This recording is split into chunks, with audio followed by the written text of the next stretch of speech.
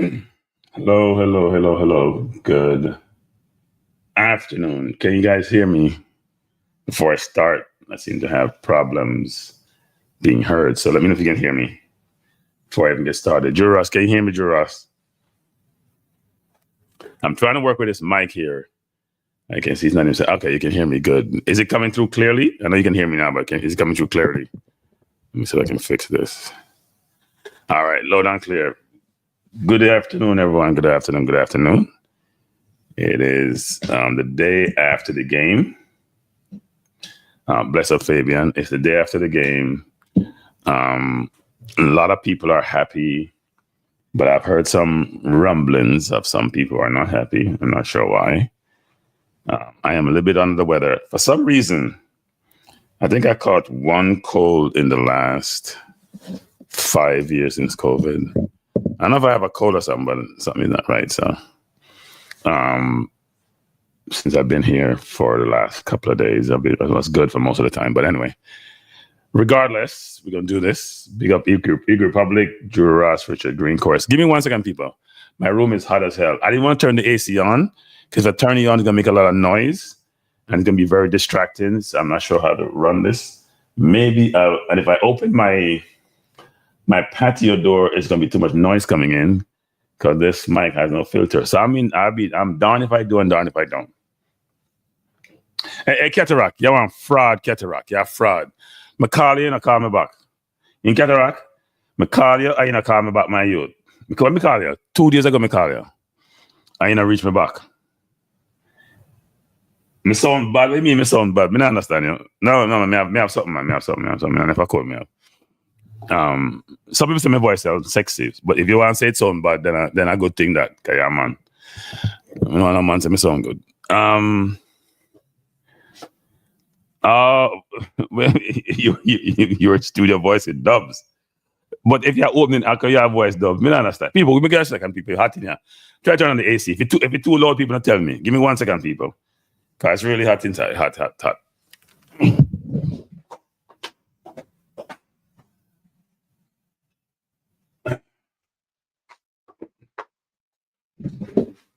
All right, we turn on the AC. So let's see how this works. Because that background noise may not be welcoming. But you Cataract, I call you, I feel like you Cataract, but I go country tomorrow still, so none of that work. I have dinner planned for tonight. All of Madrid, so me look younger, I talk about me uncle. I'm supposed to be brother now. I am good, everybody. I'm good. I'm always good when we win, you know. And time I lose, that's when I'm not good. Yeah, man, me head up complex. Me not call him no name, because I tried to find good term. So I hailed up, how do I call it? I hailed up Rudolph. Yes, I hailed up Rudolph. And people, let me just say this about me and Rudolph. Because enough people think that me and Rudolph hate each other, you know. That's far from the truth, you know. I don't have any animosity, towards Rudolph. And I don't think Rudolph have any towards me. Rudolph may not like the fact I call him out sometimes, but you know how I am. I have to do what I have to do. And he has to do what I have to do. So when I call him out, he's going to push back on me. And that's appropriate. You don't want nobody to beat you and you just take it so, like you're a beating stick. You have to push back. So we're going to have that tug and war. But when Rudolph won the Caribbean Championship, I was one of the first people to congratulate him. Even though he tell me, boy, I know people congratulate him, which is probably true. No, I'm not against Rudolph. People, with a night fighting thing. Let me just say this to everyone, actually. One of my goals on these forums is to promote unity, is to promote camaraderie, is to promote togetherness, is to for us to realize that we're much stronger as a collective versus individuals. But you know, people, if you think about your own family, you have fights, major fights in your family. In fact, sometimes the fights are so bad, it's irreconcilable. You're gonna have fights. So you guys don't take the root off on me things up to the point where boy I don't eat each other. No, sir. Not at all. I call out Rudolph. I call out the president. I saw the president last night. As he normally is with me, he was very generous. He was very accommodative. He was we communicated, not for long, but he didn't look at me and like, oh, there you go, cranky. I was criticized. Make him go away. None of that, actually. I'm be honest, people. Since I've been here and I've run into a lot of people, I've got nothing but love. Seriously. Nothing but loves. Whether it's the JFF, whether it's anybody I've met. Well, I have met Maverick, so I mean I know how that work. Even Maverick, me not yet Maverick. Me just don't like him nonsense sometimes. Am I buying Cavalier? What does that mean? No, Cataract. We could only go to two places. The media pass only allows you to go to the media section, which is in the upper right-hand corner, our bush in the stadium. And then it allows you to go into the media zone where you could ask questions of the coach. There were like 9 different locales in the stadium. You were only allowed in 2. And you know what's funny, people? I bought 2 VIP tickets. I gave my nephew 1 and I wasted one. I was upset at myself because somebody could have used it, right? Because I wasn't going to get the media pass, to be honest.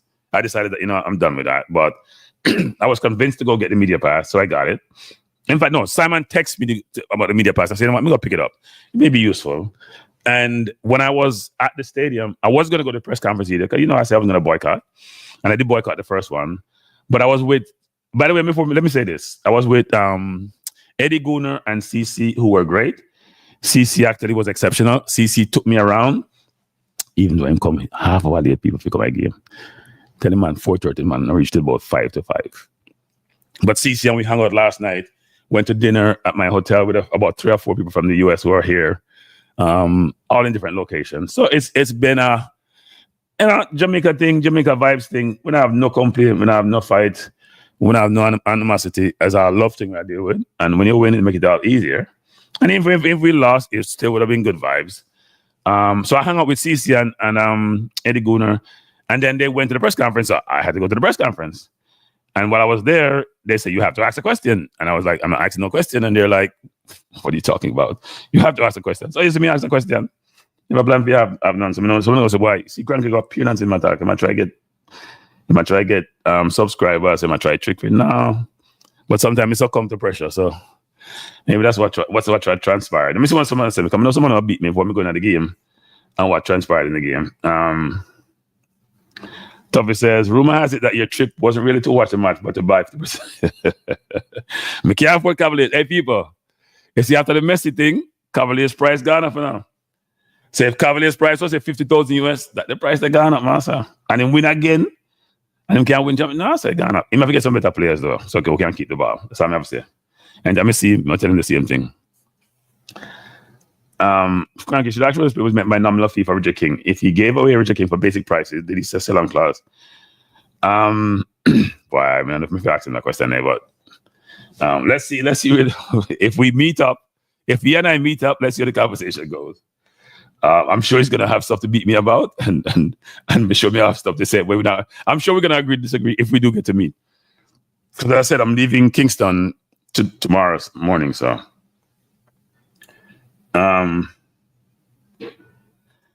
Yeah. I did interview, you know what? Not interview, but I did ask for comments from Leighton Levy. It is my problem, people. So I wanted to sit in the VIP section to do the game, because I like to sit in the middle at a halfway line for the game. If you notice, I was messing up doing the commentary because my glasses weren't working as well as they should. I didn't realize when Holgate got injured that he was taking off a King till late in the people said, Cranky, I said, the wrong man. I passed the ball. Right? And also, because CC brought me late, CC, when I got to the press area, they had enough room, but they didn't have enough chairs.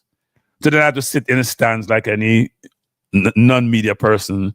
You saw my laptop, not my laptop, I had my iPad was on my lap. So I didn't have that presentation I like to have in terms of covering the game. So it was very frustrating. But Leighton Levy was sitting up behind me and I was able to interview him. Difficult to hear because Cataract had him some people and play the music loud. But hopefully you guys got what he was saying. He was very good actually in providing his perspective on the game, how the game was being played. And all these questions were impromptu. I didn't plan anything. And also it was good where he mentioned that he believed that this team is better than 98 team, which some people dispute, but I'm not one of them. I'm not one of them. So Jay said, who that the bravest man on YouTube live show? You better take it serious because they're just waiting on the right. Yeah. We know them till they go.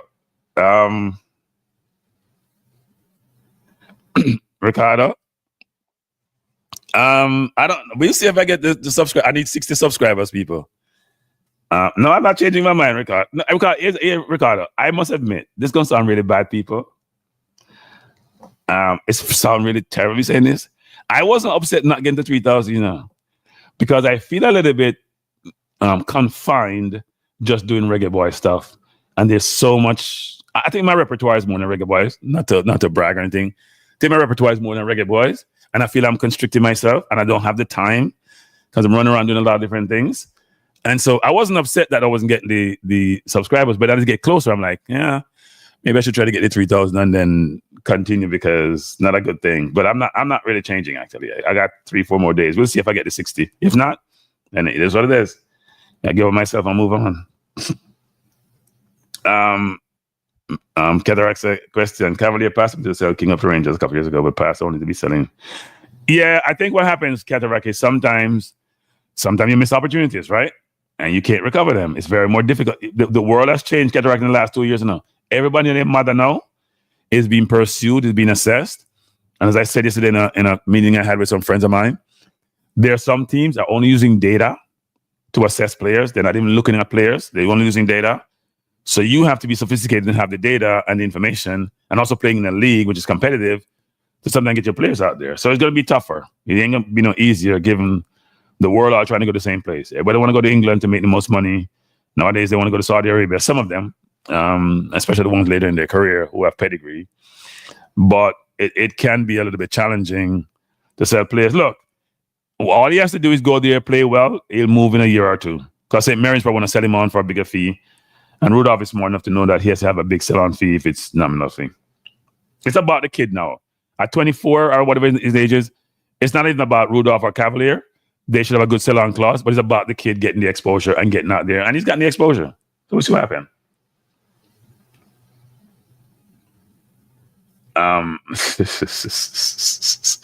I am seasoned, if I say so myself. I hope he gets playing time too. He'll get playing time. Yeah, Joggins. No, I saw him late, Joggins. You know something? I'm very funny this way. And let me just say this. I am very funny this way. I don't like to intrude upon people and ask for favors. It's something that I have to get over about. And so I saw Leighton there, and I know I interviewed Leighton on Lindsay's show, but I'm sure you don't remember me, because I interviewed somebody else and I asked them if they remember. They said no.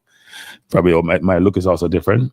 But I saw him. I said, you know what? Why don't I just ask him if he wants to talk, because he wasn't doing anything at the time, and he was gracious enough to do so. And in fact, I'm going to try to get him on my channel at some point to talk track and field, though, not football. Yeah, I know the U.S. lost 4-0, and I think Pochettino is causing angst, big time angst.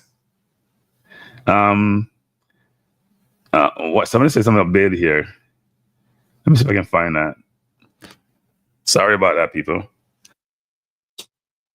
Bailey played his best match for a long time. Blah blah blah. Yeah, what?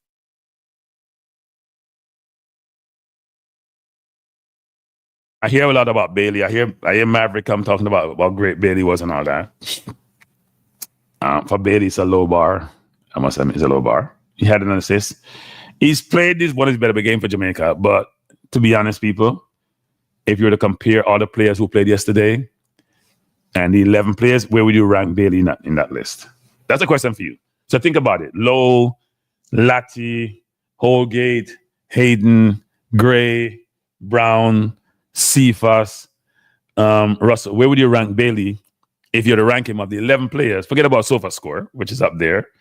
And they gave him a decent score. Where would you rank him? Would he be number 1? Would he be number 6, number 7? I'd be curious. I think different people have different views about his performance. Here's what I noticed in the game, though. And I don't want to jump ahead, but whenever he overdid it, there was groans in the stadium. Whenever he overdid it, there were groans. The people are very supportive of him, But a number of times in the game, he makes a good play. Sorry. 1 second, people. My phone fell.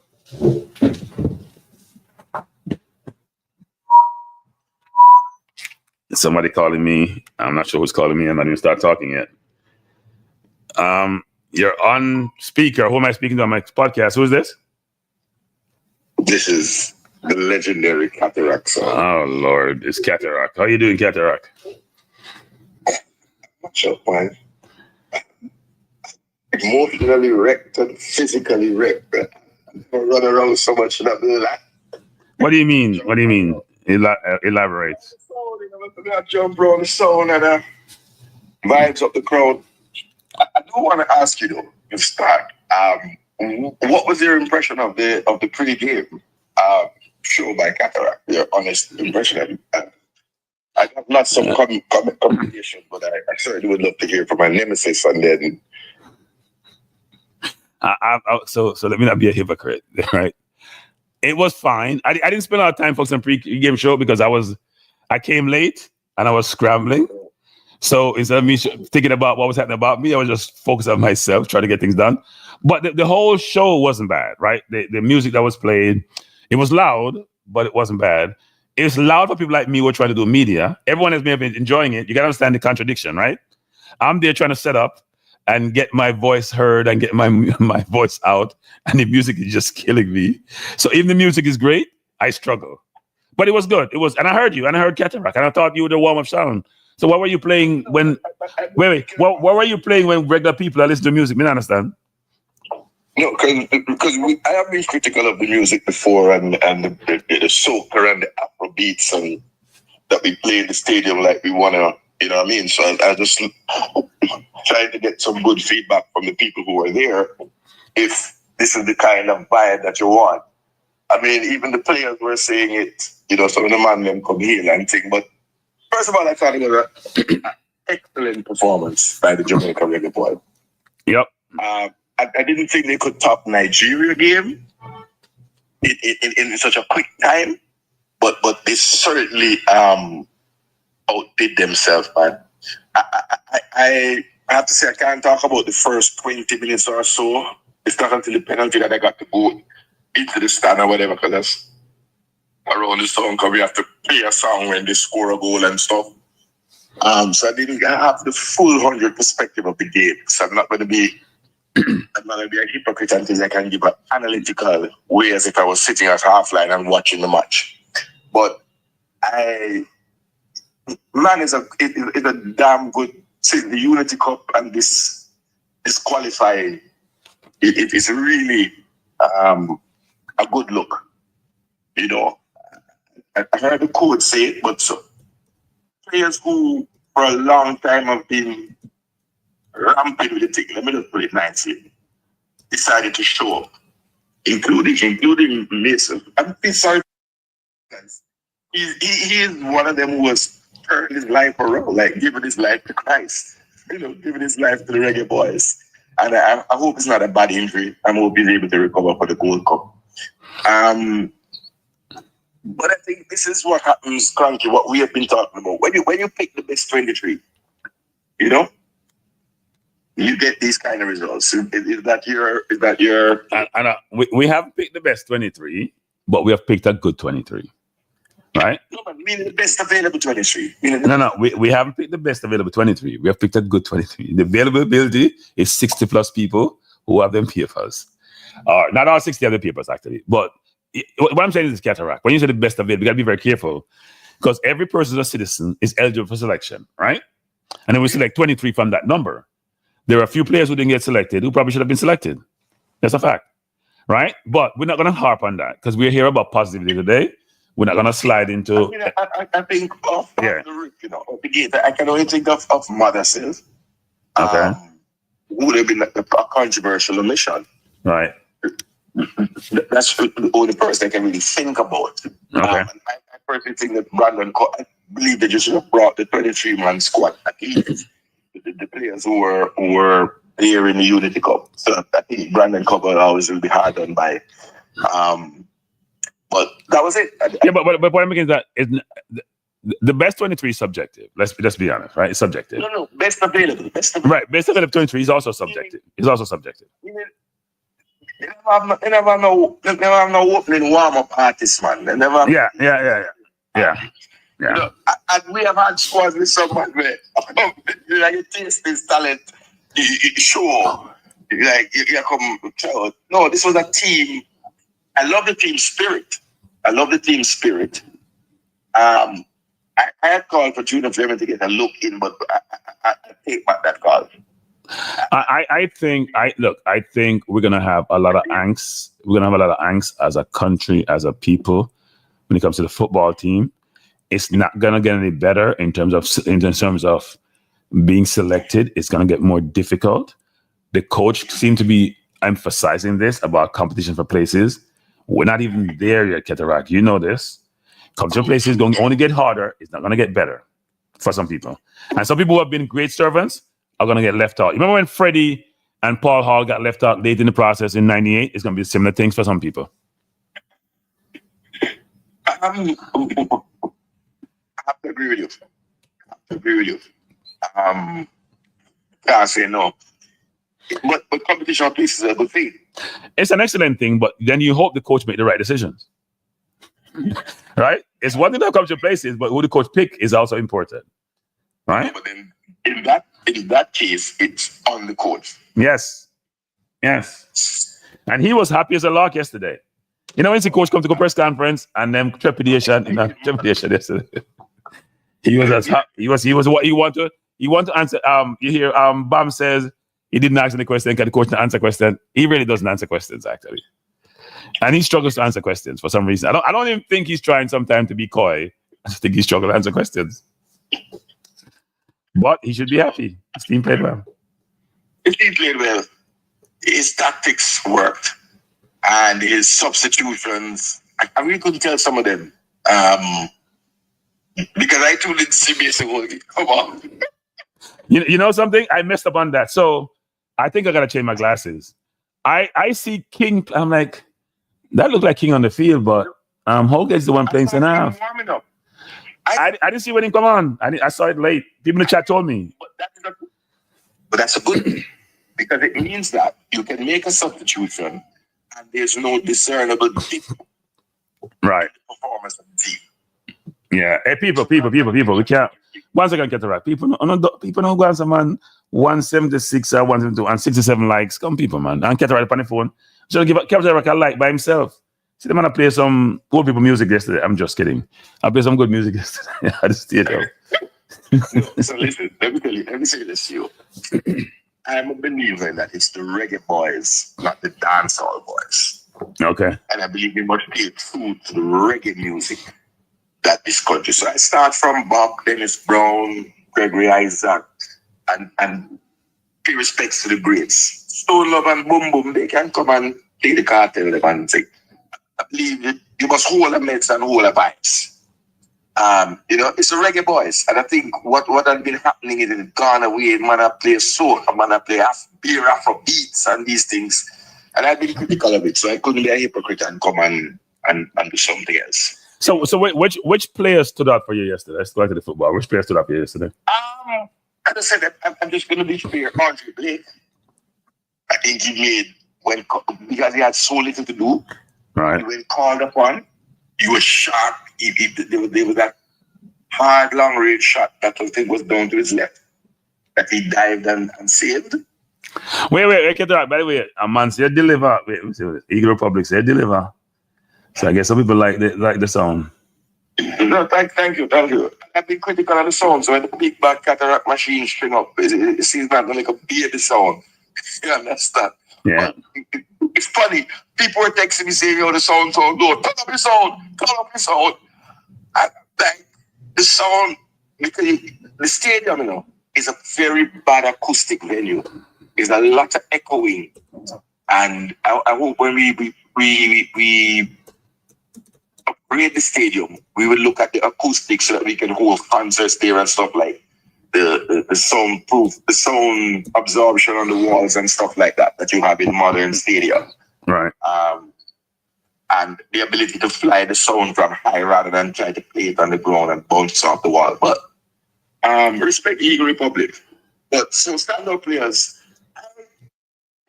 there was no player that had a bad game for Jamaica. Great point.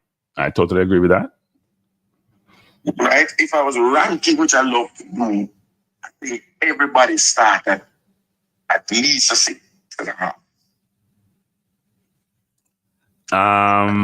player that gave me a below 6 performance. That is probably true also. That is probably true. I mean, if I go through all the list of players, some players didn't get enough time to be ranked. I don't think Ravel or Tyrese. Yeah. Starting it. No, that's true. That's true. There's sometimes when you go to the BBC and they do their ranking, there's something that they say NA, not able to rank, because you're not able to give a rating because this is not sufficient time. Right. I don't think there's any of the starting 11 that was below 6. No, I don't think so either. Even Bailey had probably a 6+ or 6.5. And I think maybe deserves his own commentary. He does. I see Maverick talked about how he delivered. But you were in the stadium. Do you realize certain time, and Bam was there and a bunch of other people were there. You'd realize sometime in the stadium that when he overdid it, people were groaning? All right. Yes, they were. But I'm going, when you're down at the level of the sound, I'm going to tell you I saw something. I saw 2 players. I saw Bailey make a run right near where the sound was playing from. And when he went to put back, I saw about 1 by 1, 1 foot by 1 foot piece of turf just lift up with him. The turf was bad. The turf looked good though. Twice the turf. You guys might see it up there, but the turf literally, a big chunk of turf went with him. Twice. Yeah, but he's always falling, isn't he? But Cataract, he's always falling, isn't he? You notice that? No, man, not the falling. I am. No, I know what you're saying. I'm saying, but even that play you're talking about, when he went on the line, get by 1 man, 3 men came over. He tried to still beat a man. He then fell, got up, got away from them and made a pass, which was a good pass. The point I'm trying to make is this. He needs to play within himself and not overdo it, because he can make a good play and the same motion make a bad play that then cancel out his good play. Yeah, that's true. That's true. But I think he stepped up. Okay. He played better. He needs to step away from the penalties. Just step up. That's kind of funny. He's missed 2 of the last 4, but at least he's brave enough to take them, right? So, because when I used to play football and penalty come up, I just act like I was talking to somebody on the sideline. I was into the penalty thing. I think that's the weakness of the coach. We don't have two designated penalty kick takers. Because Richard King was on the field at the time, right? Yeah, he was. Yeah, he was. Yeah, so I don't understand how the man was dispatched. Recent penalties, like Jamaica's Ivan Tony. I don't understand why he wouldn't have stepped up and taken the penalty. Blah. Well, no. Here's what happened, Ketra. Ketra, here's what happened, and you know this, right? It's about seniority and who have the most gravitas in the team. And so Bailey has that because he's local and he plays at the highest level. So I thought that when the penalty came, I think both he and Gray approached a penalty and he just took it. And you don't want to fight over it. The question is, who's supposed to take the penalty? The coach has to designate the penalty taker. Yes, and it's not clear that there's a designated penalty taker. Yeah. All the time. People fighting for the ball. And if Bozo was there, he'd be trying to take it too. So that's right. I think certainly in Casey Palmer, my 2 penalty kick takers would be Casey Palmer and Richard King. Everybody else just get away from the ball. Move. I think Richard King has shown that he's a very good penalty taker, actually, and he's actually very confident. Yeah, he's confident. So you asked me who stood out. So the captain stood out. Damian Lowe had a good game. Damian Lowe had a good game. I totally agree. But I must say this about Damian. And Damian, if you listen to this, Damian has to know when to come and when not to come. A chance that they got was a mistake to me by Damian Lowe. Guys may not see that because we're rewatching it today. He came ahead a ball which was not his ball. So when the ball ricocheted back, he's out of position. He has to be he did a brilliant job yesterday, don't get me wrong. But he has to realize he can play a brilliant game and make one mistake and it cost him because he went over the top of Bell to go head that ball. It wasn't his header. So then when the ball came back, the save that Blake make of that left foot shot, he played himself out of position. And people sometimes don't realize those points in the game that may cost you a game. Because Damien is very aggressive and he fills up the stat sheet. And I like Damien, actually, even though I get beaten about it a lot of times. But Damien has to know sometime, should I come or should I not come? Because if I come, unless somebody cover for me, that space is going to open up. Go ahead, Kaka. Can't disagree with you. I mean, like I said, I didn't have the benefit of a bird's eye view, so I yielded just going up what I could see when I went up into the grandstand. Amari Bell had one of his best games for Jamaica, I think. Yeah, he played well. He played well. Who was playing right back? That's a question I want to ask. Was it Lati there? So Lati was playing inverted, which we have never done as a country. I can't remember ever seen anybody play inverted. He was playing inverted. It's like how Robinson play inverted, or Lewis Kelly play inverted, or Trent play inverted. He was playing inverted for Jamaica. So we were rotating between a back four, a back three. It was really interesting that they did something totally different. And I think the inverted fits Lati because Lati has played midfield. I've said this numerous times, people. Lati, regardless of, is our best defender, bar none. And you know who makes up our defense, inclusive of you know who. He's our best defender, in my view. You're not going to slip that one there. He's our best defender. Hey. No. Wait. Hold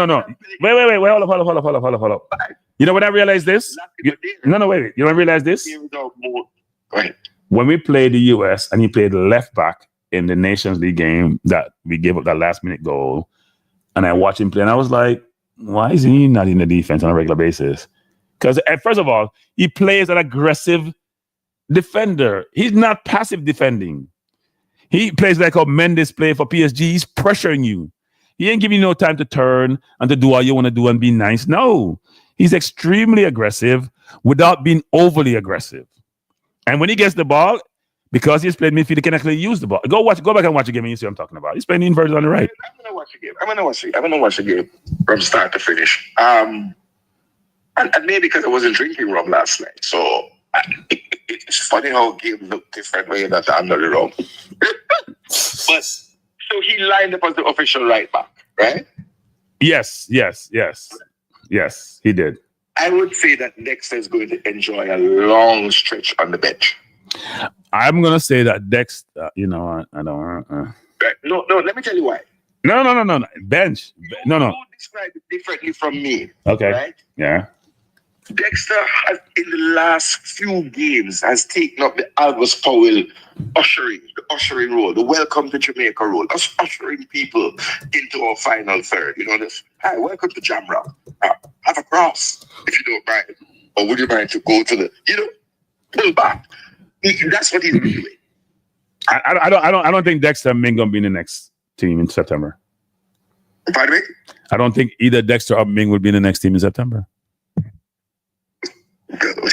I cannot see it. We know other things that others don't know that of who is coming. But I'm just saying, I don't think he's going to be in the next team in September, because Lati is going to be the right back going forward.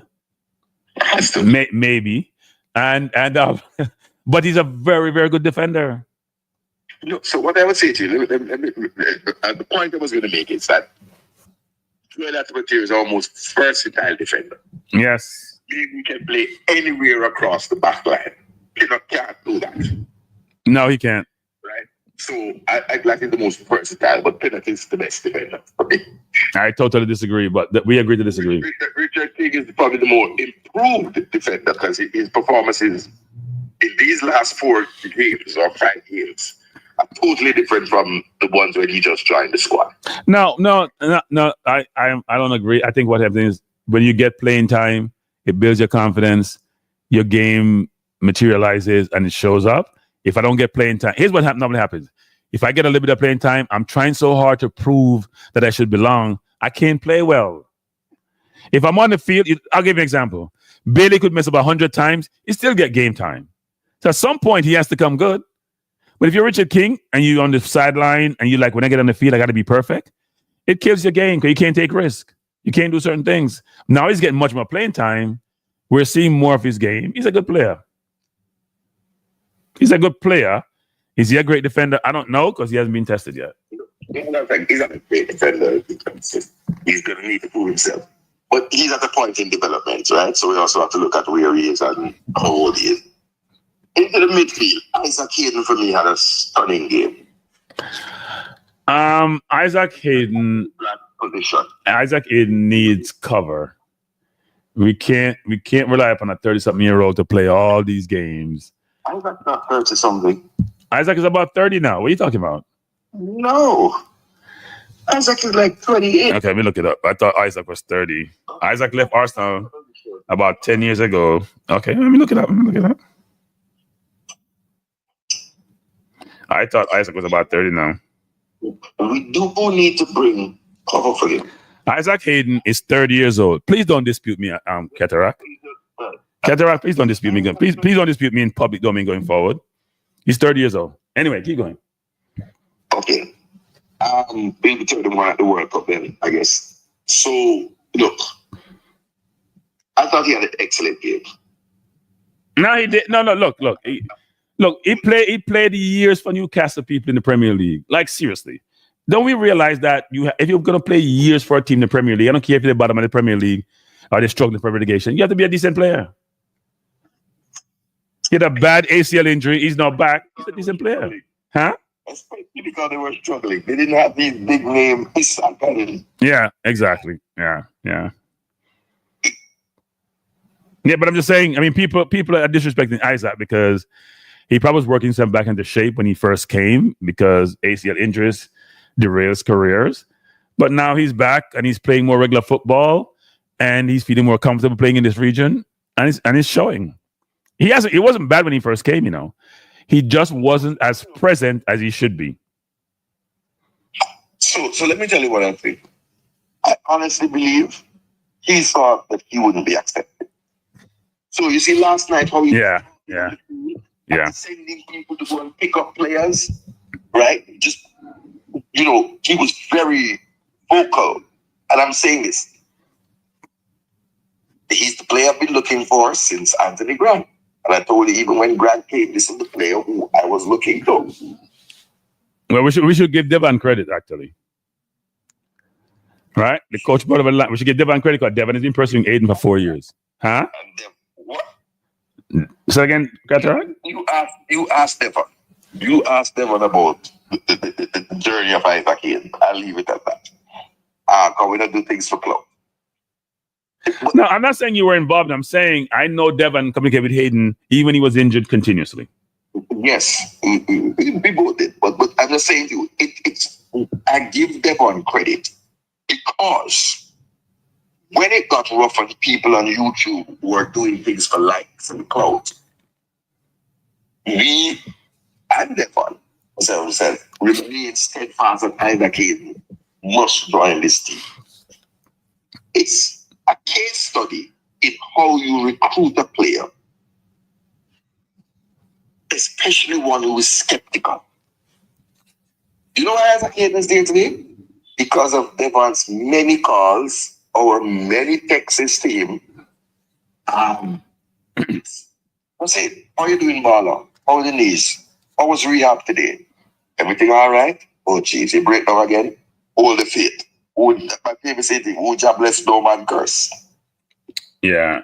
Look, I think that's a lesson for the. Nothing about get your passport. Just be compassionate. Yep. And that's why he's here today. And he's paid us back. Yeah, I mean he's a very steady player. He's a normal 7 out of 10 almost every single game. He's a good CDM. Yeah. Not best in the world, but he's a good CDM. So the back line was protected.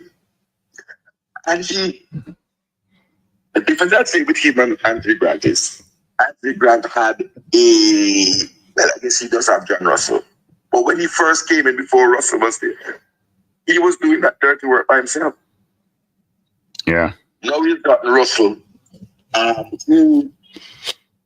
I call him Sam Sharp. White looking fella, but I also want to call him Chadwick. Because the man is there dangerous. Yeah. The man is dangerous. You let him slip in your box, man, and it's on goal. Even if he doesn't score the goal, his attempt is on goal. Wait, who are you talking about? Who are you talking about? Jonathan Russell. Yeah, Jonathan Russell's game has improved immensely over the last 2 years, actually. I thought when he first joined us, he was big, slow, not flexible, not mobile. Kevin Lambert were the people who were scoring from midfield, you know. Man, he scored 1 goal in the Copa, but I wasn't impressed. He's a different player. He's a player now who holds the ball. He plays box to box. He's always getting in the box. If you notice, he scored in the Unity Cup. He scored again. He's looking to get behind. He's running off the right winger to go wide when the winger goes inside. So he's making moves and making plays and showing that he has the energy and the stamina to play a full game and to play at a high level. And he's using that height, yeah, to be dangerous. And he's going to score a few goals in CONCACAF with those shorter defenders, right? I mean, it's the way he powered over the Guatemala center back. Yeah, it was a very good cross by Bailey, by the way. And you know what? The keeper has to take some culpability for that because the ball wasn't crossed with pace. Russell put a lot of pace on it of his own volition, just him trying to put pace. Not his neck. I could see that from where I was. Like, yeah, he made because the pace wasn't there. Actually, it was a good cross, but the pace wasn't there for him to score from that distance. Frankly, it's interesting. That's his neck. He put pace on the ball. Yeah, he put pace on the ball. Perfect technique. I mean, he rose high. He was commanding. Man, think of yourself, John Lee. Mara Gray was playing the 10. The midfield. But you know what? You know, I called that 3 years ago, right? Well, yeah, you did. And he can play because you know what? He's a very technical player, and he doesn't play defense. So you have to hide him defensively. He doesn't play defense. If you're gonna have a player who plays wing nowadays, they got to play defense. That's why he struggled at Everton when Dice took over, and he put in McNeil instead of him. You got to put him in a position where he can fake defense, but then he can be technical on the ball and get out of difficult situation and make good passes. My assessment of Mara would be that I know he's been on knockings that the CFAs come and grab him food at his place. And the way is be careful because Casey Palmer has stepped up. Well, I think there's going to be more ability to rotate players without feeling that there is a reduction in quality. So if you think about it, if you take out Gray, you put in Palmer, right? Yeah. If you take out Bailey, right now we have a Tyrese Campbell on either wing. You can switch Gray back out wide. How did he play? I didn't get to see because I had to go back. He didn't get much time to do anything. He was okay. He didn't get much time to do much. Okay. The coach had an opportunity at 3 Love to put people in right away, but he and Rabbit and others, I think he just wanted to secure the victory first completely before he making any drastic changes. But he didn't get a lot of time to show his wear. Actually, I did interview him right afterward for about less than a minute. Give him his ultras welcome. See my humble shot. Yeah. A humble young man. Nah, all those kids, I remember we interviewed Lemba Kisa and what's the other kid from Charlton name? I might forget his name. K-Roy Anderson. Those kids are ridiculously mannerly in terms of how they engage, how they operate. And Tyrese seemed to be in that same vein. I think those kids get both physical and mental training when they come into the ranks about how to conduct themselves and how to behave and how to operate and how to engage. And it's very reflective in terms of how they interview and how they comport themselves, which sometimes we need to make sure that's cascaded throughout the team and throughout kids who were trying to train to be athletes, actually. They remain on this trajectory. Things look good for 2030. And definitely 20. I'm glad you mentioned that because I think there's an opportunity for us. When you have all this euphoria and all of this situation where everyone is happy, at least at this point, we have to find a way to do a couple of things. One is get rid of this whole crap about foreign versus local. Just totally crush it and get rid of it. And secondly, then say, how do we get our youngsters, because that's where they reside, whether local, overseas, whatever the hell it is, how do we get ourselves in preparation for a sustainable model which allow us to just move players in and out of the team seamlessly without it being very disruptive? So Pinnock, Lowe, Antonio, to a lesser extent, Blake, for example, Hayden, when you hit 30, there's only one direction you're going because there's very few Ronaldos in the world. So how do you set yourself up where you're bringing people like the Brandon Coveries and the Mothersill in and the Tyrese Campbell in and the Dixons in, and you're bringing them in slowly but surely. And when somebody transition out, they just transition in and it's a continuum. That has to be something that JFF think about doing and does to allow the team to continue to have continued success. So when 2030 is coming around, we're not struggling to say we got to put in this person, that person, because we have worked through that already. We have worked through that process. We have anticipated it. We have put a strategy in place, and it's a seamless strategy versus being reactive. And we try to recruit 20, 25 players when most people are complaining. That can be very disruptive. So, and to the front line now. I've obviously Warner Brown fill out with his 2 goals. I'm not going to say obviously I'm not going to like it because we have been asking for a goal scoring threat. Steve seemed to drop back into the package during the performances. I didn't think he had an outstanding game today. Or yesterday rather.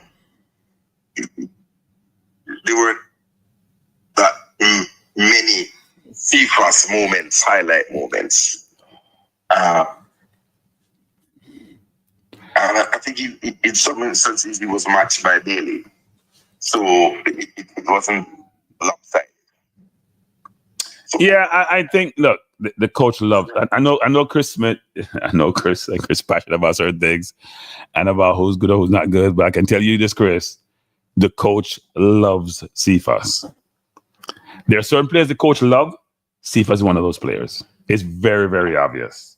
So he's going to play. Loves Warner Brown. I think Warner Brown's a little bit different. Warner Brown has been coming and proving himself, right, from day one. You look at the St. Vincent 2 games. You look at the game he played just recently, even though I thought he missed the easier chances yesterday than the more difficult ones. Because the 2 goals he scored weren't really chances, in the traditional sense. One was a missed penalty, which he reacted to. I know people realize this. I think Jamaica 4-1. He needs to look for a man for on the starting leg. I mean, he was off the block. Yeah, no, but Cataract is why people don't realize Cataract. At first, he was before the penalty was taken.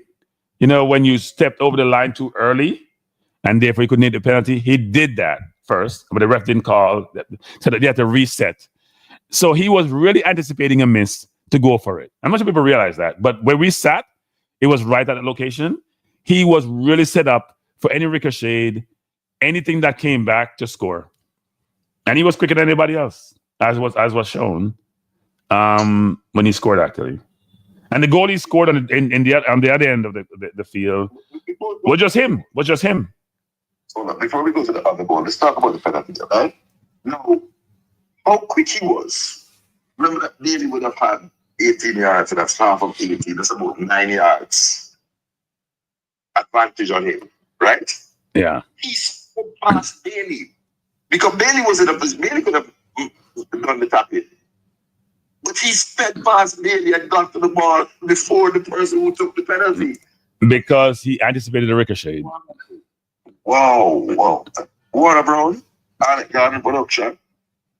The beating in that Trinidad game, and it looked really whack.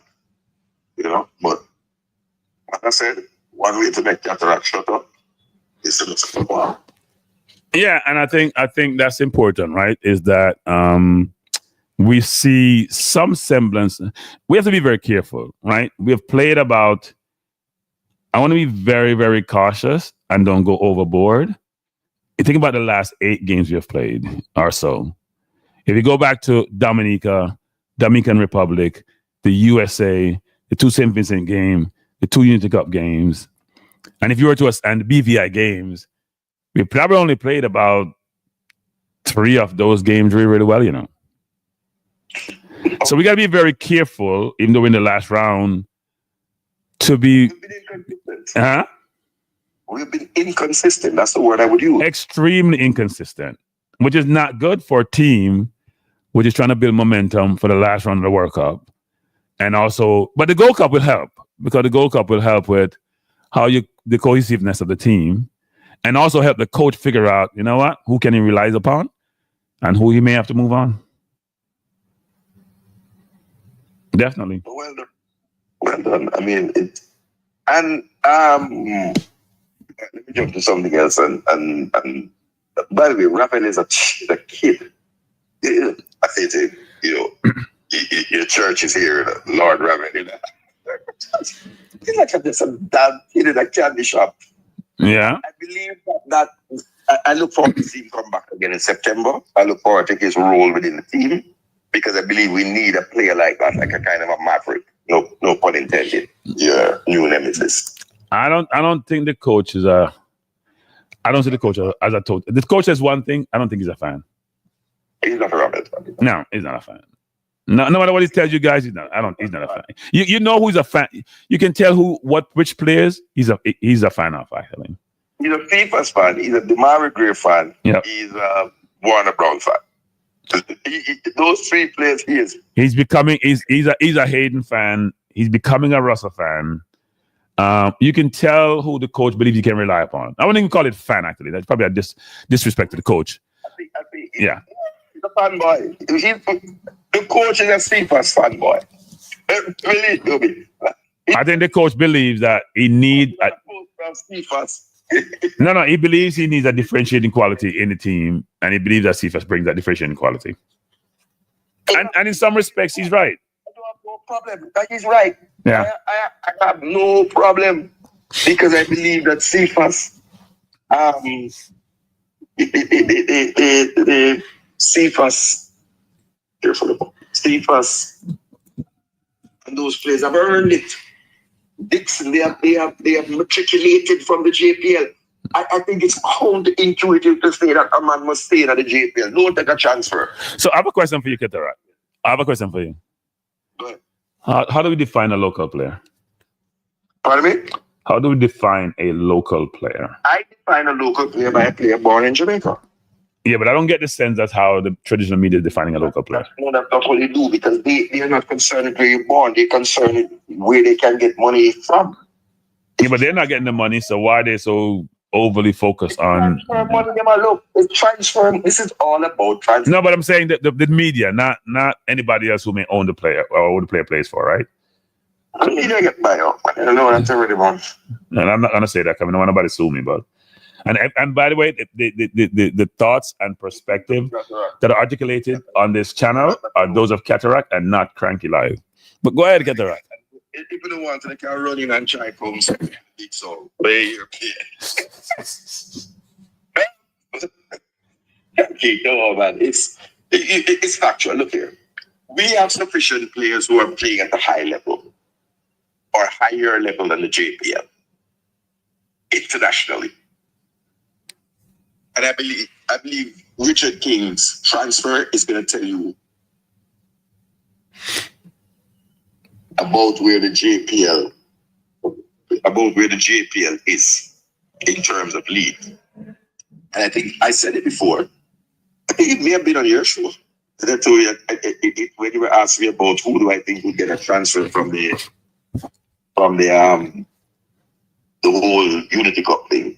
And I said to you that I don't think more than one player. It's really, I think the JPL, you're looking at the Scottish, the middle to bottom of the Scottish Premier League, right? Probably League One, a mid-tier League One team. A man can move which is what you saw with Papa P, with Dixon. You move to a League One team. So, at the end of the day, the cream rises to the top and things balance itself out. Yep, totally agree. You will find a gem. You will find a gem, but you can't find 23 gems. Yeah. You're not hidden gems. You buck up on an oil field and you better start drilling. I believe. I cataract, I get another card in the cataract, so may I run, leave you. Yeah, we'll run. Yeah, all right. But we just didn't drink Stanley. Can you run a show? You on the program. Do what? I say, can you give me a show? You on the program. All right, we do that. Yeah, man, we do that. All right, cool. Big up yourself. Yeah. Big up the whole of the fans there. Big up the national team. All right, cool. Yeah, man. Good night, good evening. Who am I talking to? Hello? Yeah, man. It's a fan from Jamaica, man. I call the stadium. Does a fan from Jamaica have a name? Jason. How are you doing, Jason? Yeah, man. No watching much everything, but me feeling I have a problem with the coach. A big problem with the coach. Uh-oh. The coach has said what something totally different. The coach in the time balance and everybody can take up everybody's spot. But yet still we have put FIFA, we are coming in self our first FIFA second game. Obviously FIFA second game. And you go teach them with the points or where we can it's stuff our FIFA can FIFA every week, you know. If you have a week, FIFA do not have a good game. We know football every week and our team go to pick up and run past people. Sometimes they go plan the FIFA. But if you have them come make a difference. What? I make change. One man go play to Jamaica for the first time. I have been 17. I have tried 3 years over nearly 60 days a game. What kind of talk is that? Yeah. Well, look, I think as we all talked about, the coach has an affinity for CFAS and his speed and the differentiating quality of his speed. But as you're saying, I think now what happens is if CFAS was taken out, you can always rotate Gray back on the wing, right? So what you have is no, but Gray's playing a hybrid role. It's almost like a second forward / a 10 / a 8.5. Yeah, right? I understand, but does he play better? Does he play better than Farmer in your eyesight? Better than Farmer in your eyesight. Everything. Right. Does he play the role? Demare played number 10 last night, and we got a penalty from Demare Gray. Because the overside of FIFA is in temperament, he want to play left side. Yeah, no, look. Yeah, but Jason, think about it this way: he's learning the position, right? It's not his natural. It's not his natural role. I understand. Yeah. I understand he's learning the position. I understand that. But why you go kill the team with the man who know the position already? Yeah, but the team is that we have man in a position, right? Right. Is that what he said in the interview? He's basically saying that there's no almost 2 persons for every position, almost. That's what he said. 2 persons for every position. Where is the position in Jamaica team? Is either a left winger or a 10. Right? And he accepted himself as a left winger for Jamaica. He was underperforming, and he knows that. FIFA took his spot in telephone interview. FIFA took the spot, so he's supposed to be on the bench. But if you remember the last game, the coach also played him in a 10 because the coach wanted him on the field. I know that. I can see that. But he didn't have the team better. Okay. If we were playing against the Americans today, Jamaica would not look like that. Because we don't have no midfield. I wouldn't say we don't have any midfield. We come inside to come here and come balance in there. But if we have 2 we push everybody forward. We are playing like a scrimmage, a 5 defense and 5 defense and 5 attacking. As a Jamaica player. Yeah, but colleague, I think about this, caller. When you play an inverted, that means you're sacrificing some defense for some midfield support, right? Yeah. Right. So therefore, you can actually push your 10 a little bit further up the field because you have more support in the midfield. Now the question is, when you lose the ball, But in your eyesight, what in Jamaica and what Unicup the other day, they come to more picture what are you what? We are ball, bro. We play ball for any pitch, any pitch to go and we adjust ourselves to it. We play football every day. There's more back ball to play. We can't make the back ball to play, like give me the win ball to play with. Yeah, but that's not. But Carla, I think the problem the team had. When we put Damien Lowe in the mega pitch, you never have one distribute and like it. He want to win the ball, tackle you, pass it, you tackle your back feet. He want the final pass, he want everything. He's not a midfielder. No, we agree that Damon's best position is in center half. We agree with that. Yeah, but when he play for Jamaican and midfield, the whole midfield dead. I wouldn't say the midfield is dead, but look, Damien's playing midfield is what? It's not normal in terms of him playing there, and he probably won't play there again. So we shouldn't spend more time on the Damien being the midfielder. That's not going to happen. The BVI was an experiment that failed miserably. With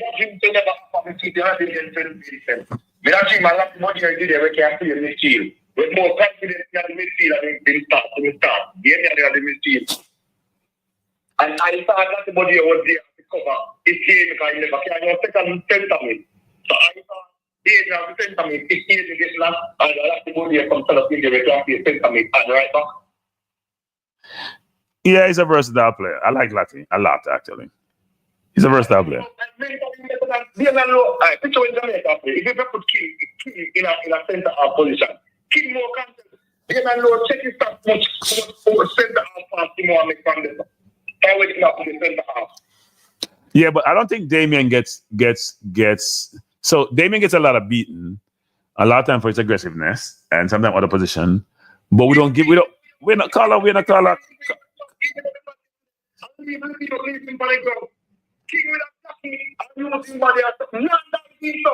Carla, you're not being fair. Carla, when King played against what was he playing? St. Vincent, wasn't he the one who gave up that goal? You remember Makala? Yes. The first goal they scored. Wasn't that Makala and King that gave up that goal? The game in St. Vincent, when they lead us 1-0 until Warner Brown get the penalty in the last minute. Wasn't that King and Makala miscontrol? The guy King 1-on-1, he turned him around and scored, correct? Or you just have memory lapse? All right.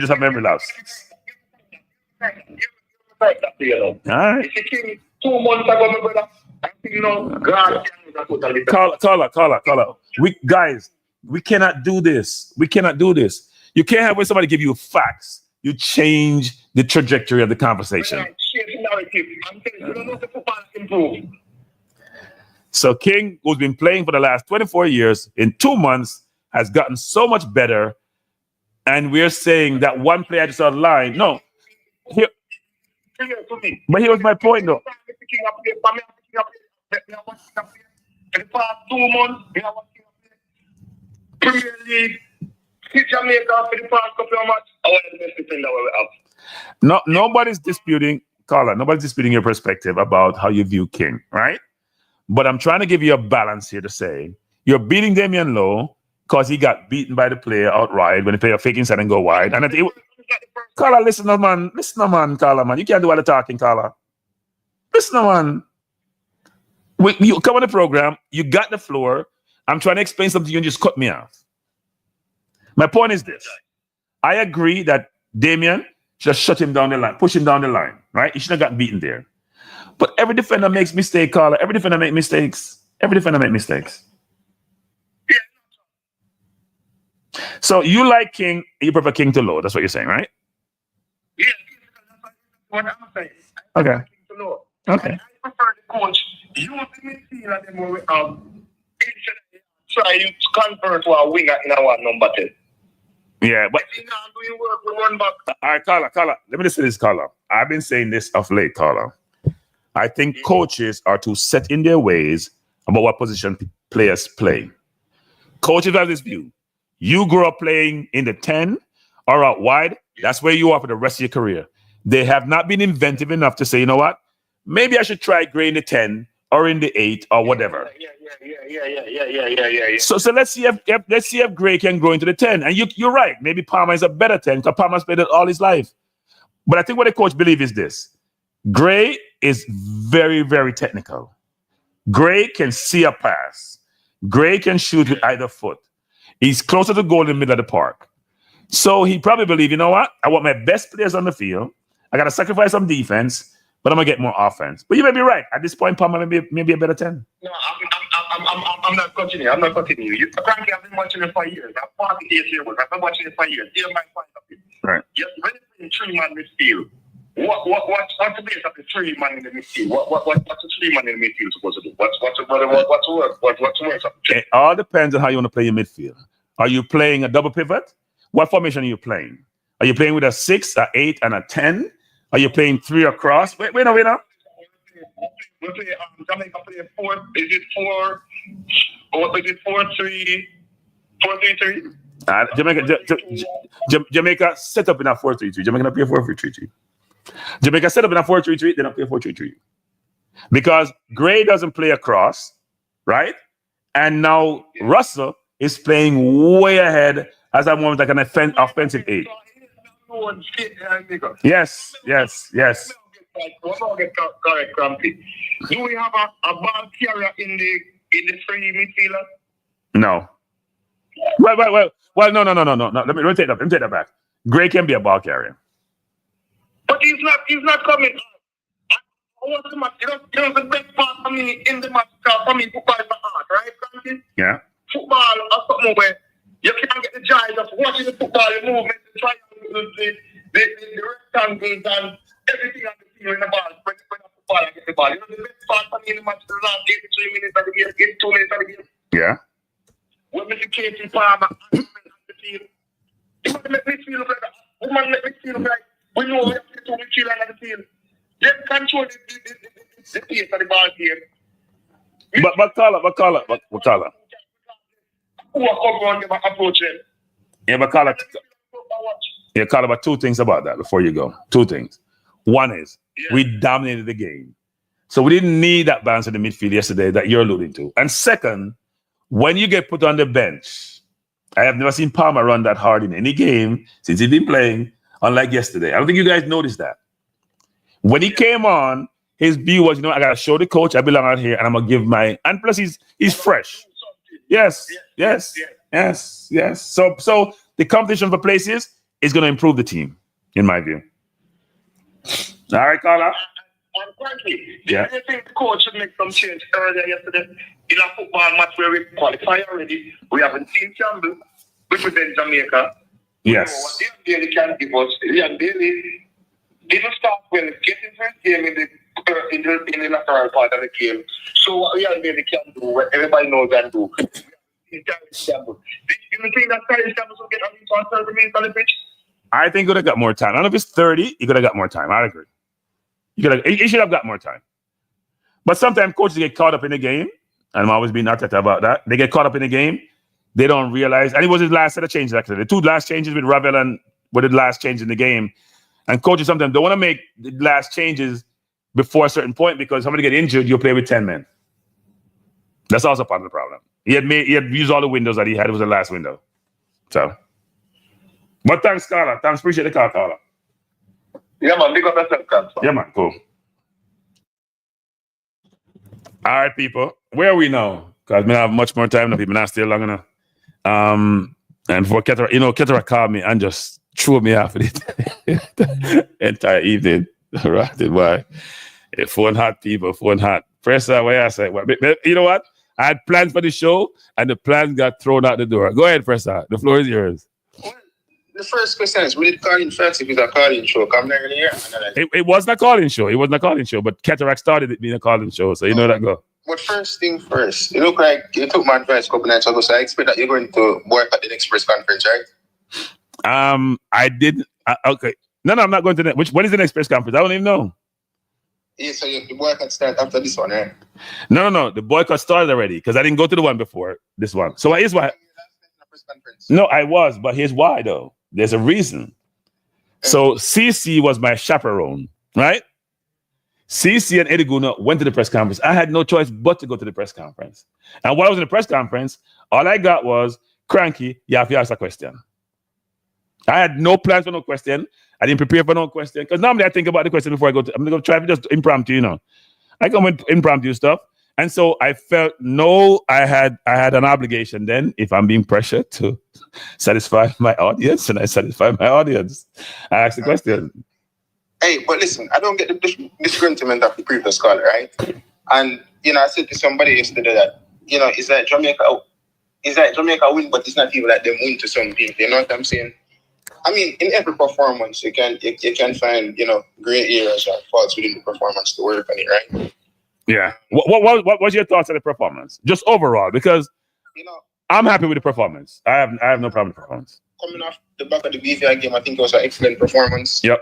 I think the first 10 to 15 minutes we kind of took a while to get into the game. Yeah. But after the first 15 minutes leading into 20-25, I think that's where Jamaica started to impose themselves on this Guatemala team, right? Yeah. And with Latibody kind of coming inverted to play beside Isaac Hayden, it provided that defensive cover in a sense, and pushing up John Russell. I think the intention was that Jamaica wanted to win the ball as high up the pitch as they could, in which for majority of the game they did that. You know what I'm saying? Because but Presser, one thing, Presser, is what I thought was interesting, Presser. In the first 15 minutes, we were pressing disjointed, right? I agree. And to point that out as well, I think there was one moment where I saw Cephas pressing, and I was like, Cephas is playing the right wing. Why is he central pressing? Your striker is the one who's supposed to start the press first. Yeah. And that was in the beginning of the game. So you're right in that sense, right?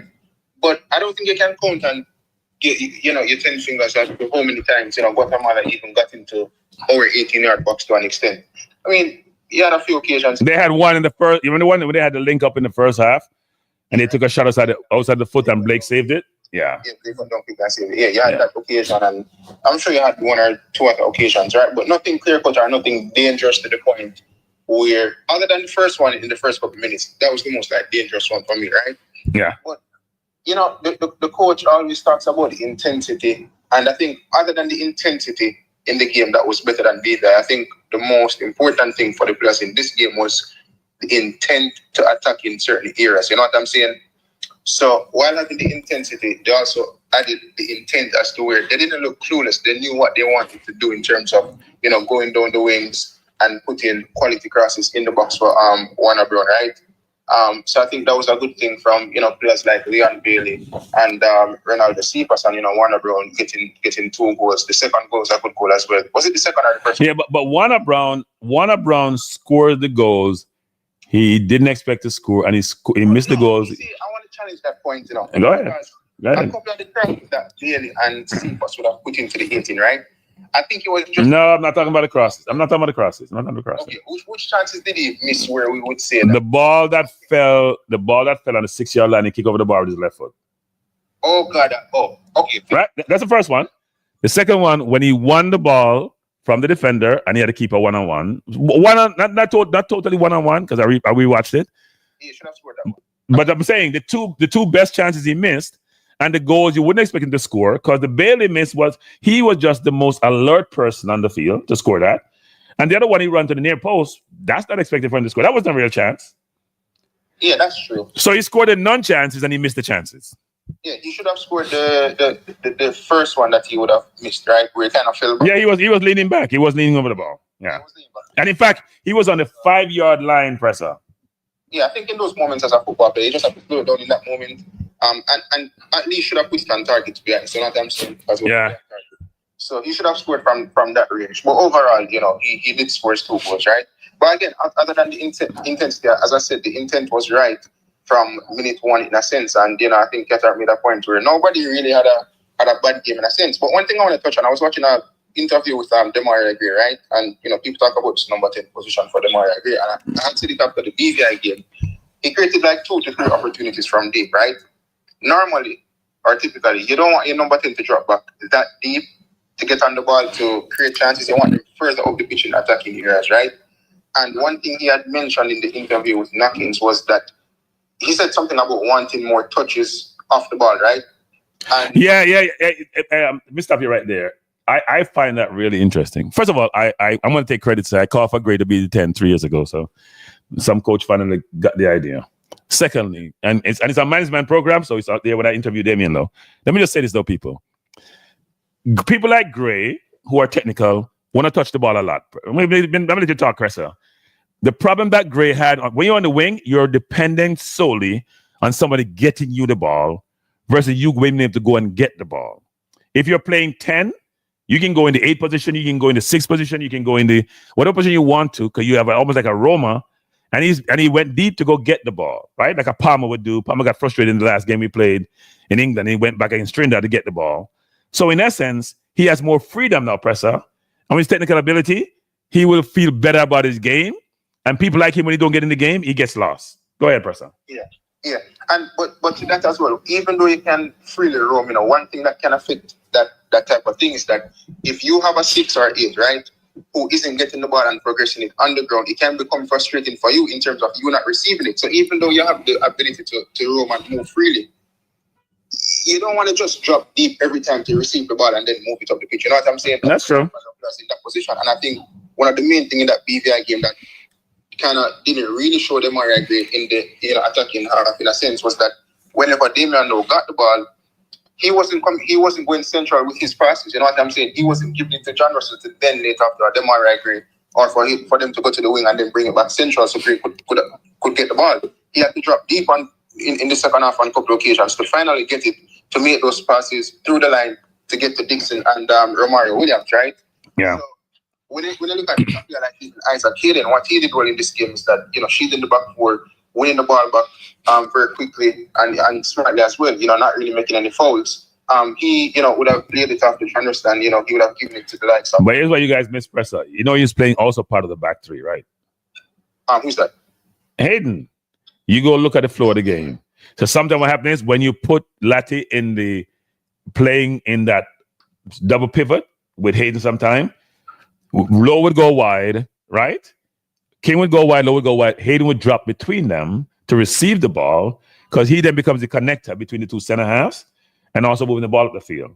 So what they were doing is what you normally see every week with some teams like Arsenal play, for example, when they play in the inverted, and Partey would drop back between Saliba and Gabriel. Some of that was reflected in how we played, which is a more balanced way of playing the game yesterday, actually. Yeah. And I think also us having that overload on the right wing with Jonathan Russell and Leon Bale, I think it caused them some problems, especially, you add an extra man to the midfield who's playing inverted in terms of everybody, right?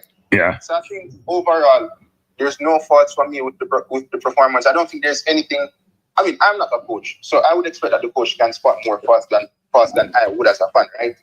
But somebody asked him that question. I can't remember what his answer was, actually. Yeah, we'll have to check. Someone said that coaches are never satisfied. And I can't remember what his answer was, actually. It's interesting. Exactly, because you would have watched Arsenal, this month that team 5 goals still, whereas a coach wouldn't be happy. Yeah. Be happy, that is worth 5 goals, but still, he's saying listen, we can improve in these years, right? Whereas a fan, you're happy days, we won. So for me, I think everything was good. I hear the talk about the substitutions. I think the substitutions could have came a bit earlier, especially Rafael. But then again, we got the job done. And I think, I was asking someone today, what will be the difference with this Guatemala team come Monday in terms of the quality, right? Because it's one thing to beat them now, where I'm not going to say there wasn't anything to play for. You play what is in front of you, despite if they want to make 6 or 8 subs, right, or changes. Right. So I wanted to see, Monday will be interesting in terms of the difference in quality in what they will offer in the first game of the tournament for this Jamaica team. So it should be a tougher game, but I still think Jamaica has a lot of quality, actually. But let me ask you this. With this team that started yesterday, I think that's the team that basically starts in the first game against them? Yeah. Well, is Pinnock available? Yeah, he'll be available for it. I mean, he was on day 26. And Holgate probably got hurt, right? So Pinnock probably starts beside Low. And he continues with Lati, but right back. Yeah. Lati's the right back now until... Yeah, Lati's the right back. Lati should have been the right back. But last question. Who are you starting as the striker for that game? Because I think... Brown is starting. Warner Brown? Yeah. Fair enough, sure. Brown is starting. The thing is, the competition for places is there in terms of the wide areas and not so much the midfield, but defensively and in the wide areas as well. So I think the team is in good standing for the Gold Cup. So hopefully they can make a good run. Yeah, man. Thanks for the call. So, people, you can't win enough. If me say me a boycott, or say me enough boycott. If me lift me boycott after the first tape, me yes, a boy, me acquiesce and miss do this and do that. So you can't win. As I said yesterday, I'm in Jamaica, and it wasn't necessarily peer pressure, but I felt the need, since I was asked to participate, to go in and contribute to the conversation. And what happens is you have euphoria when you win, and everybody happy. So you know what? I don't have any regrets lifting my boycott. It doesn't mean I'm going to go back to press conference. I didn't go to the first press conference that we had before the game. I went last night, somewhat reluctantly, but I went. So I'm not going to complain. And there's no promise I'm going to go to any future press conferences. Because as Bam just said there, the coach still don't really answer. I get to the point now, I'm not sure the coach sometimes deliberately not answering. I'm not sure he knows what to answer. I'm dead serious, people. I'm just thinking about it. I not to beat the coach, but sometimes he give answers, I just have to scratch my head. But here's one thing I want us to do. And this is for all the persons in the media, traditional YouTubers. Let's stop talking about the local versus overseas. Let's just talk about the footballers, right? A lot of times I hear people talking like what Oral did today. He's talking about Bailey, for example. We seem to always focus on and give tangential comments to the diaspora-born players, right? Even when the diaspora-born player may have been the most outstanding player on the field, all of a sudden we get questions about local this and local that. They're all Jamaican players. They're all part of the team. We don't go in and say, you know what? Oh, on your forehead, you're diaspora and you're local. Let's just focus on the team and support the team without any partiality, any favoritism about who was born where. Because under Jamaica Constitution, they are citizens. Let's all try to just stamp out the narrative. When we go to press conferences, talk about the players and their performance. Don't just talk about, well, Warner Brown this, or King this, or Dixon this, or Busy Atkinson this. And then Russell may have a great game, right? Bell may have a great game, and we just give them tangential. You know what? Oh, yeah, Bell played okay. Let's move on, right? And also, I want to say something else. In Lowe's defense, I think Lowe must be the most disrespected player in Jamaica's history. And I've beaten Lowe myself, so, you know, maybe I'm a little bit hypocritical. But yesterday I was watching the game, and Lowe was dominant. He was totally dominant yesterday. You go watch the game, dominant. He made one mistake to me, because sometimes I think he does it a little bit. But he should be given more credit for his performance and his zest and his play. And sometimes, you know, I'm going to give you an example, people. Most people talk about how great Saliba is. To me, Gabriel is a better defender than Saliba. Everybody thought Saliba is a Rolls Royce and he's that great. And Gabriel is the one who does all the dirty work, clean up everything. And when Gabriel's on the team, we were starting to realize, Gabriel is a great defender. Before, we gave him none of that pops we give Saliba. Because Saliba is brilliant on the ball. His control, his pass, he goes by a man. He's been making some mistakes of late. So sometimes we don't appreciate those who do the dirty work. And yes, Lowe sometimes because aggression is out of position, but he never gives less than 100% when he plays. And sometimes I don't think we appreciate people for their effort and their contributions. We so focus on the ones who are smooth and silky and does all these good things. And we don't appreciate those who make sacrifices and also make other people look good. Right? We make other people look good. We just can't. We got to change about the perspective. But I am preaching, even though I'm not a preacher, I'm preaching that we really try to dissuade, stamp out, get rid of this whole notion about local and diaspora. And it's very uncomfortable if I was a person who sit in a press conference and all me I hear about say is if I'm Bell or I'm Russell or I'm Gray, and I go to press conference, I mean, you don't ask about our local, like me they exist, like I'm a silhouette, like I'm on the wall someplace, like I fly on the wall. That must be a very uncomfortable feeling. And you should never try to make people uncomfortable, especially when they're away from home.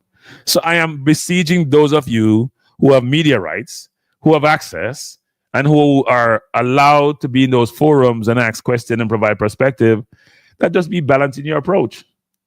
Right? You don't have to ask about local. You can ask about a player without saying local, for example. You can ask about a player without saying local. You can ask about Ronald Brown. And Warner Brown got a standing ovation yesterday when he came off the field, which was deserved on his part, right? Got a standing ovation. A lot of people were talking about Gray and how silky and smooth and Gray played, but you don't hear that a lot of times in the public domain. It gets watered down so we can talk about the local player who did well. And also, a lot of locally born players are on the field, right? Cephas is locally born. Brown is locally born. Bailey is locally born. Lowe is locally born. Blake is locally born. Right? I don't think coach was trying to have a balance, right? I wouldn't call it a balanced team from the traditional balance set. He's just trying to play his best players. And then King was also on the field subsequent when Holgate got issued. But we shouldn't be focused. And I think the coach is trying to go to the meritocracy argument, but he's struggling really bad. The coach understands the politics. He's struggling. And the reporters, or so-called media persons, are making his life very difficult. I almost said people, because I didn't want to adapt the conversation yesterday. I'm going to do it one of these times. I go back to press conference. I'm going to say in the press conference, people. So I'm going to warn you guys from now. If I ever go back to press conference, I'm going to warn you guys from now. I'm going to call you out. I must tell you this again, people. If I go to another press conference and all you goddamn doing is focusing on local versus overseas, I'm going to call you up by saying, Coach, why are you always answering these people who are always asking about and being divisive about local versus overseas? I'm dead serious about this. And I actually was going to do it yesterday, but it wasn't as bad yesterday. One person asked about a couple of players. It was not. If I go to another press conference, which I'm not sure I'm going to do, because obviously if I don't get my 60 subscribers, I'm not, or whatever else I have on my mind. But if I go to a press conference and you're talking about local versus overseas, I'm going to say, Coach, why are you answering this question anymore? Aren't you picking a team based on meritocracy and who fit your scheme and your system and get the best chance to win? Why are you even answering these questions? You don't answer questions anyway. So why are you answering those questions? I'm dead serious. So if you go there, people, and you do it, I'm going to call you out. And if you get embarrassed, I don't care because you're being divisive. We need to stop the nonsense. My hope is that after yesterday's game, the euphoria we have, people, I watched this. By the way, people, I'm going to go much like I'm going to go to a party, you know. Hey, people, I have a ton of pictures. My nephew and I were there yesterday, and my nephew must take about 40 pictures, and he took videos, but I can't show the videos, right, of the field, because he and I were in different sections. I bought him a ticket in the whatever section in the middle of the field, and then I had to go to the way in the corner, close, where Casey normally sits for champs, in the media area, which is the most uncomfortable place to be frank. Not about the media people, but just it's in the corner, and I couldn't see well. But he took a ton of pictures, and you can see when he started taking pictures to when the game was almost finished, how the crowd just shift in terms of the number of people and increase more and more and more across the field. Grandstand was I wouldn't say it's totally full, but a lot of people. But yeah, what did I say? I'm at 2.95. Oh, so I got some more subscribers. Oh, no, I need 50 something. I need multiple subscribers. But no, it was interesting just seeing the stadium filling up after a while and how it went from scanty and you're like, darn, here we go again, to a really decent crowd. So I'm very proud of the supporters who came to the game. And my hope is that, and here's what's going to happen, people. That performance has probably increased attendance by another 20, 30% the next time Jamaica play. And the next round they're going to play in, people, got to think about this, our World Cup qualifiers. I think the stadium going to be sold out, especially if they play the first game away from home and they do really well. It may not be fully sold out, but it's going to be close to it. So JFF, you can start print money because it's going to be good. Trust me. And with the team that we have and some enhancements that we'll probably have, I think we're getting to be in a much better place, and the confidence is soaring about our ability to do well. Now, Gold Cup is going to give us some more data points about how we view the team and where they're going. I don't know how to estimate, Gunnar, because I heard what we hold, 30,000? I think Grandstand was probably 70% full, and across from Grandstand was probably another 55%. There was not a lot of people, where KC normally sit, but there were much more people on the opposite side of where they sit across the field behind the goal. So maybe Simon can put out that number. Somebody say 15 to 18,000. If we hold 30,000, that number could be right, Cataract. It was a decent crowd. And the crowd was boisterous, and the crowd enjoyed the game. And when you win, people, it's not only when you win, it's when you play well. We not only won, we played well. We played really well. At one point in the game, especially if you scored the first goal, you just felt like you couldn't lose the game. It's not as if you win the game and you're like, you know what? We're playing well.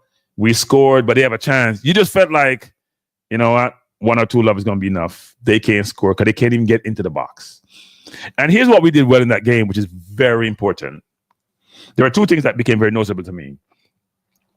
We didn't start off the game well, first 10, 15 minutes. The press was disjointed.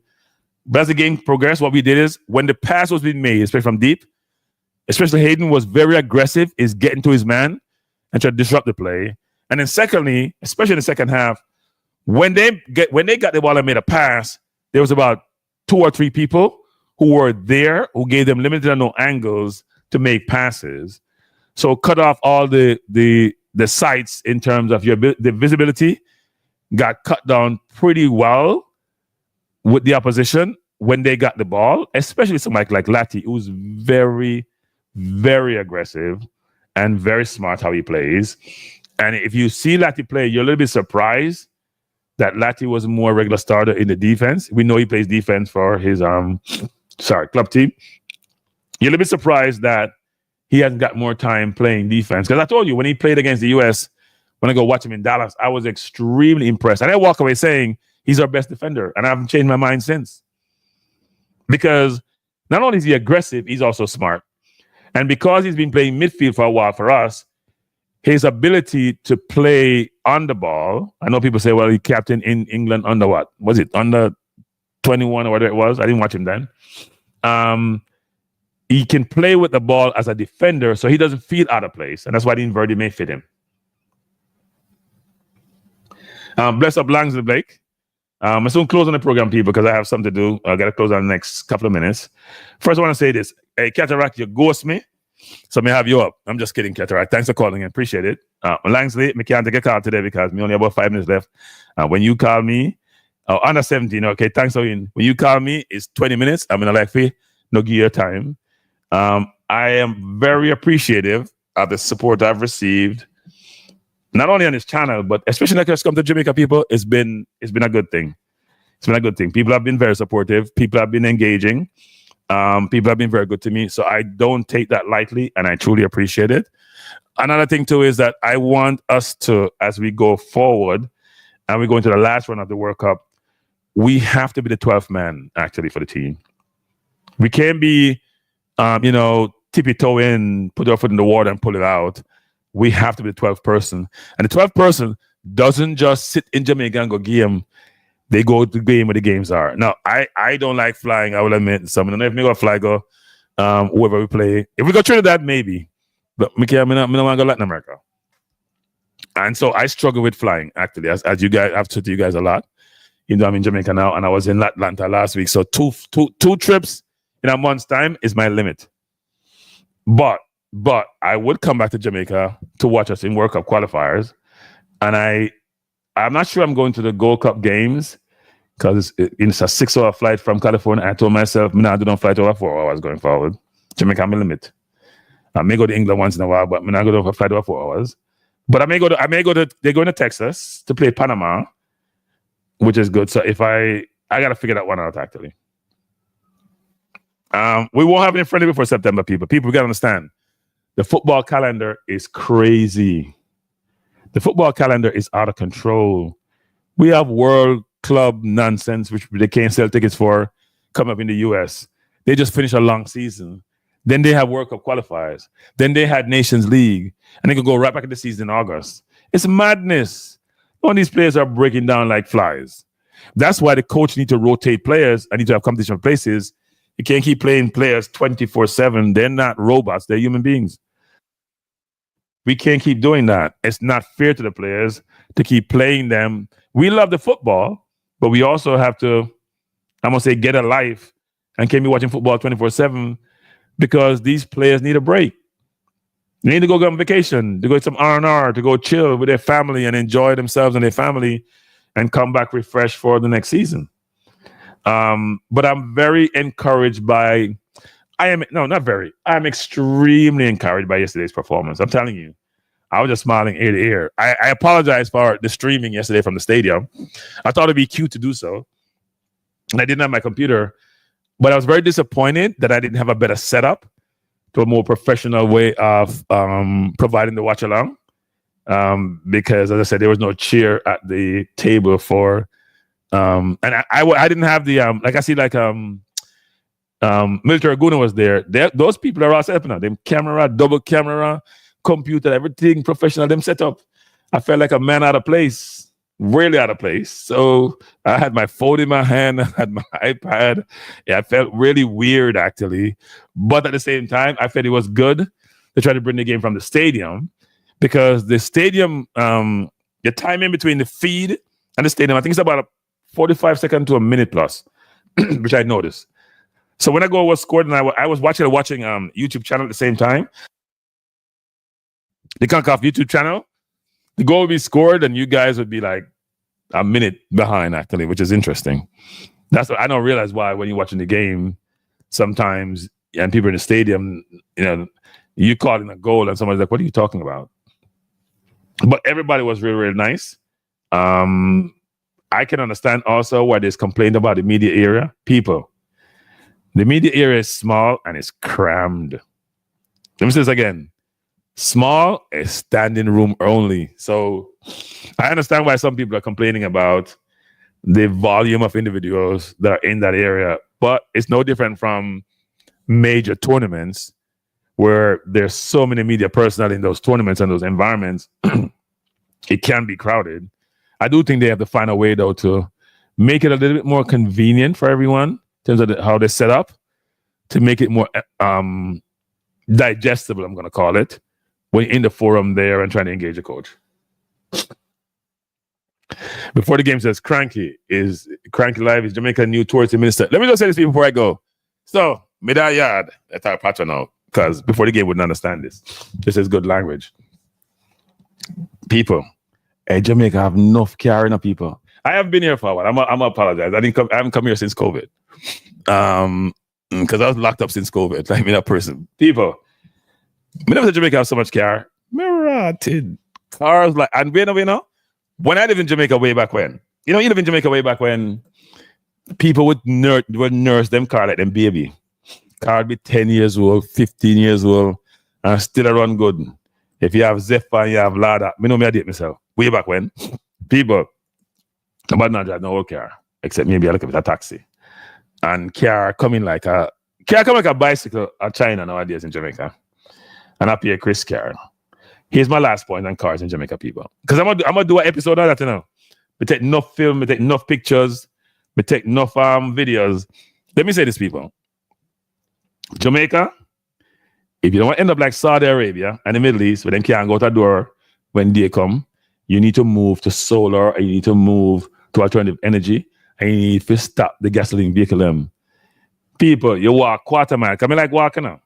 Because I'm exercise. You can't walk nowhere. Place hot like fire. We have sunshine, which is an asset. We need to leverage that sunshine. Now, where I'm staying, actually, they have electric vehicles in this area. They have chargers. But this is a perfect place for electric vehicles can strive and people can do well with them. Seriously. Negril is 100 something miles away. And most of the electric vehicles nowadays you can get 300 plus miles on. So they should be doing that. Shouldn't be struggling. But let me close off by saying I appreciate you being here. Thanks for being here. I'm looking forward to this dinner I'm going to tonight, if I survive to go there. And before you leave, please hit the like button. If you haven't subscribed, when the countdown starts, we have 4 more days for YouTube. We get to 3,000. If you haven't subscribed, please do so. We need more 50-something subscribers because I am dead serious, people. If you're not getting 50-something, I'm not trying to trick nobody. As Jason Guna said, I try to use reverse psychology. I'm not actually. But if you haven't subscribed, please do so. If you haven't hit the like button, please do so. And if you haven't shared the stream, please do so. And if you have comments for me about how you think I can improve what I do and how I do it, I am a student of the game. I try to learn and I try to implement and effectuate whatever I learn in whatever environment I'm in. So that will definitely be done. But please walk away from what has transpired yesterday with a sense of optimism, with a sense of saying, you know what? This team, if it's supportive, if the administration, the players, the sponsors, the supporters club, and the fans all collaborate, all support the team, that we can do things. Not only go to the World Cup, but if you get the reinforcement you're getting, you can go there and make a little bit of noise, right? But we have to support the team. And support means with your dollars. Support means with your perspective. And it doesn't mean you can't criticize. It doesn't mean you can't have an adverse opinion. What it does mean, though, is that you should be involved. Try to be involved and not be tangential or on the periphery in terms of how you engage a team. And also, this is important, very important, get others involved. There's a bunch of people I talk to sometimes like, oh, we playing? I know. I call a friend of mine who I used to play football with. He has a nice business in Jamaica. He's doing really well, but he's busy. And yesterday I didn't get to see him because he came to the game, and because it was a media session, he didn't come down there, and I'm very disappointed. I may not see him before I go back to the States. But he didn't know about the game. And I'm like, what are you talking about? He didn't know about the game. So there are people who also have played football, been involved in football, but they're just busy with their daily life. Tell them about the team and the game and how things are going, and you may generate some interest. You are the ambassadors for the sport. You're the ambassadors for the team. Make it work. Mr. M says, I went to school with Errol. Yeah, Errol called me yesterday, and Errol and I hung out last night. Errol was at my hotel last night. We had dinner. We hung out. Well, he had dinner before, but he came by. We hung out yesterday. We had a really good time. And I want to say before I go, CC, bless up CC. CC was great with me, taking me around. And he did so like late in the evening, people. And he didn't complain one bit. The CC and Eddie Guna, appreciate it, sir. Everyone, thank you. Peace out. Have a good evening.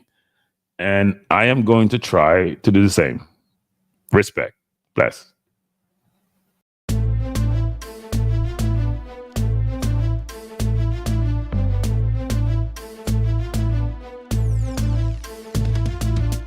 Frankie Life is the best to be now. For the best sports talk, and it's free, yo.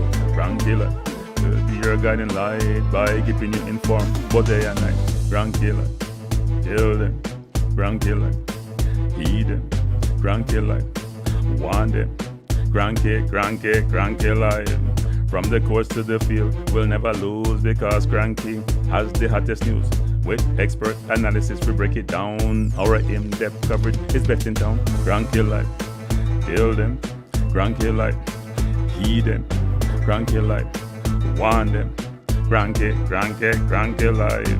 Cranky Life, where the sports is spicy and where we keep the discussion lively. Cranky Life, get to know the name because Cranky analysis is never lame. Cranky Life, give me my Cranky Life. I want my Cranky Life. Must have my Cranky Life. Whether it's football or track and field, you know Cranky is at the wheel. So join the journey through victory and defeat, and subscribe and don't miss a beat of Cranky Life. Tell them, Cranky Life. Heed them, Cranky Life. Want them, Cranky Life. If you're from England or USA, from Kingston or Bombay, from Kenya or Canada, Lagos or Havana, visit Cranky Life. Tune into Cranky Life. Like up Cranky Life. Subscribe to Cranky Life. Cranky Life coming to you on weekdays. Cranky Life sometimes on Sundays. Pull up a chair and take a seat because Cranky will always bring the heat. Cranky Life. Me say fi tell them Cranky Life. Me say fi heed them Cranky Life. On them Cranky Life. Cranky Life will be around.